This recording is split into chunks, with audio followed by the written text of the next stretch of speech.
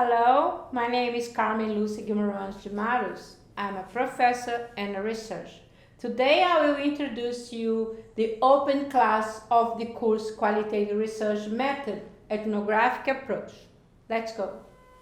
I started as a teacher very early when I was 16, and I worked for 17 years in a system of education in Rio de Janeiro.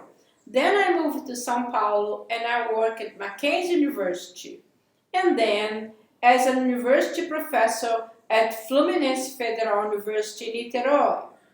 After that, I moved to the State University of Rio de Janeiro, and lately I work as an international visitor scholar for the Catholic University of Munich, where I taught for about a year last year, online of course. And now I create PRISMA, the business company that's promoting this course. But let me talk about my education, with whom I study. I start in pedagogy course, and then I have many specialized courses and master degrees. But one that was very important was in social psychology at Pontifícia Católica University of São Paulo, where I met Paulo Freire, my mentor, and I consider him one of the most important educators in the world. But I didn't stop there. I went to United States to do a master's degree and a PhD in education at University of Pennsylvania in Philadelphia. But I didn't stop them either. I was visitor scholar in sociology of knowledge of University of Paris, where I work comparing ethnographic work in Brazil and the United States and in France. And then I moved to Sydney University in 2008, where I met Ryan Conner, one of the iconic person on gender studies. With her, I learned to do interviews. And then I started working on digital ethnography. And I went first to Cambridge University in UK, and then University of British Columbia in Canada. So with this background, I believe I can assure you that you're going to have good classes in ethnography. Our program starts with qualitative method and specialize in ethnography, which I consider is effective study to processes of inclusion and exclusions. These processes are often implicit or even invisible to the eyes of the researcher. So this dynamic is hardly measured directly.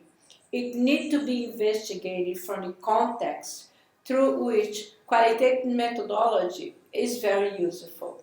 Ethnography can grasp the most predictable pattern but although it looks into the human daily routine, and can also assess events that's less predictable. Ethnography has a set of qualitative techniques of data collected that allowed us to know the meaning of cultures. Therefore, participant observation is the central tool of ethnography, which include fieldwork, interviews, dialogue, life stories, and sometimes participatory action research. Ethnography is not only a method, but it is a posture, is a process, is an attitude that floats our attention, that's never neutral, always looking for the production of meaning. Ethnography studies culture, groups, individuals in their own context, try to integrate their action to real world. Ethnography could be used to promote change in education, social work, and several other fields. But then, let me talk about the topic of our program. I will list them. The dialectic between classical and modern research methodology, modes of inquiry in contemporary research, the analytical X, knowledge and culture, research instruments, fieldwork, interviews, and others, analysis process, what counts as a data, research report, how you write your dissertation, your thesis, your research report, impasse and development, how to do a field work in endangered places, digital ethnography, the challenge of the digital age, how to do ethnography in pandemic times, and the last, critical theory and students' voice approach. Those are the 10 topics that we're going to have in our classes. But we need strategy to do that. So what is the didactical strategy? How we are going to organize this course?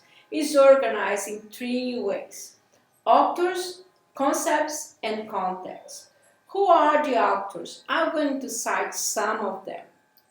First, Frederick Erickson from University of California.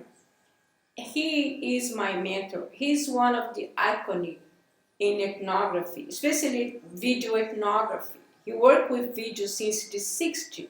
He's one of the best and can help us to deal with the digital age in social interaction and in face-to-face interaction in digital. Another one is Howard Becker, a sociologist from Chicago who is specialized in gangs, in groups, and disadvantaged groups. And another one, not less important, is Irving Goffman, who tried to teach us about social interaction. And Clifford Geertz. Geertz talk about the thick description. How can you have a dense description that can report the scene exactly how it is? And we have Sarah Pink, one of the newest in the field because she worked with digital ethnography, and she's very good in what she does. And then we have James Pradhan, even though he's no longer with us, is an anthropologist who helps us to go in the field and asking questions. How we can ask the question in the field? How can we learn from the field? Asking questions that's pertinent to what we are searching for.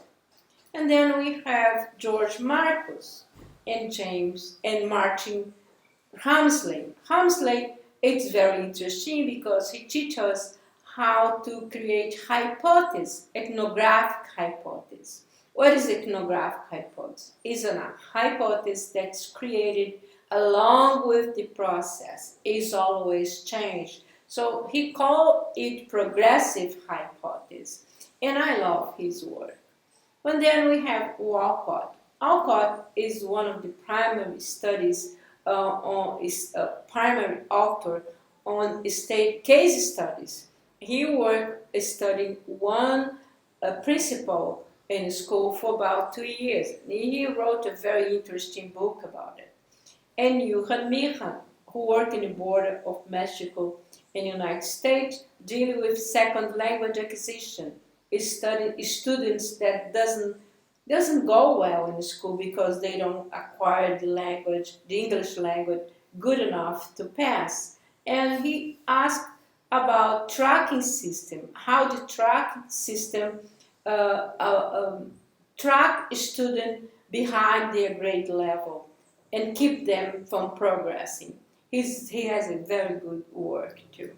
So those are the actors that we may work with, and we can have much more, but those are the principles that are the principal ones that we're going to talk about. But let's see which concepts are we going to discuss. Of course, ethnography, participant observation, critical theory, reflexivity, thick description, as Geertz tells us, student's voice, meta-ethnography, which is a new area in the field, An ethnographic interview, what's the difference between the others interviews and an ethnographic interview? We're going to see that.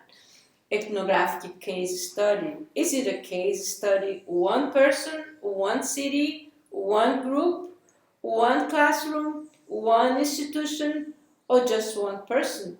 We have to see how it works. Digital ethnography. We cannot do ethnography today's day without digital. So let's learn how to do it. And microethnography, that Erickson teaches us very well. And many, many other concepts. But those are the ones that we're going to talk about, certainly. And then let's see the context. Of course, the context is going to be Brazil, because I live here, I study here, and I work here for a long time. Actually, I did 22 research in Brazil, in Rio de Janeiro, in classrooms. So, but Brazil is very, very huge country. I live in Rio de Janeiro, one of the most beautiful countries in the world. But then there is many contrasts.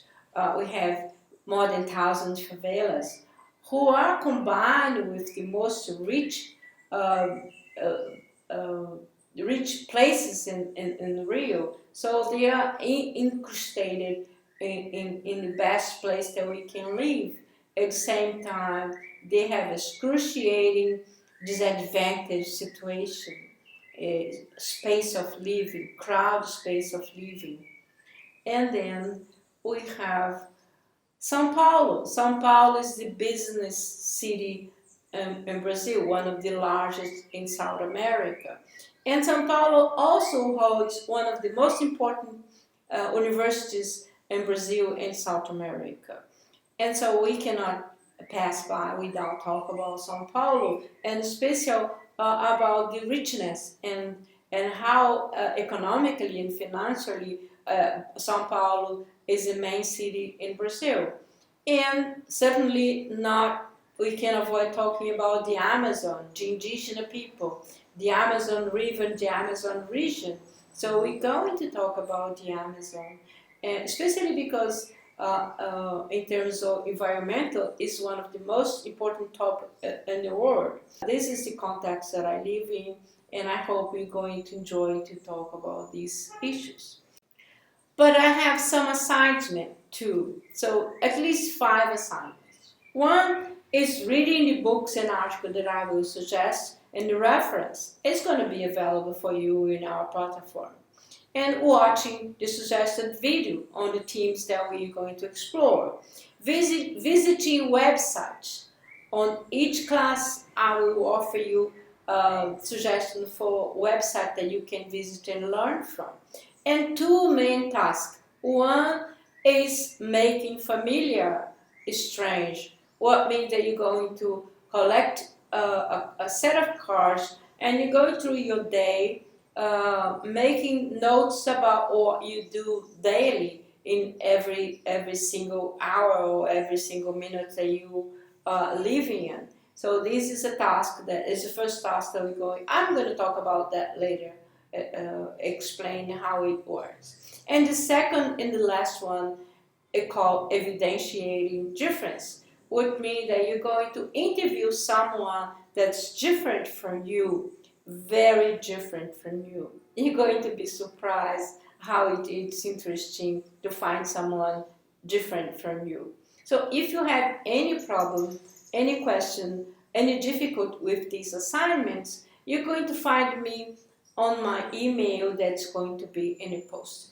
So this is the open class that it will be available for you in our site, and you're going to access for free. Thank you very much, and I hope you is going to sign for my classes.